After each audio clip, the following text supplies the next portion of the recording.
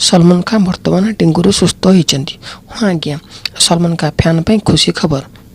Dengue आक्रांत होता बॉलीवुड अभिनेता सलमान खान एवं संपूर्ण फिट और फाइन। गोटे सप्ताह पर फैंस पाइले सलमान खान झलक। हाँ, किछि दिन तले डेंगू आक्रांत होते बॉलीवुड अभिनेता सलमान खान। चिकित्सा होगा पर डेंगू सुस्थ होती सलमान खान। सुस्थ होगा पर प्रथम थर पर फैंस को देखा कर भाईजान। ताका भौणी अर्पिता खान को स्वामी आयुष शर्मा जन्मदिन में सलमान को देखा मिली।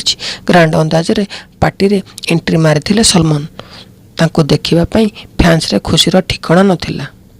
अनुसार गत सप्ताह डेंगू आक्रांत होते सलमान खान।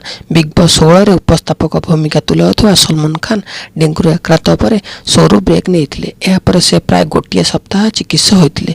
फैंस मैंने ताकू आशु आरोग्य कामना करते। गोटे सप्ताह पर सुस्थ होते सलमान खान।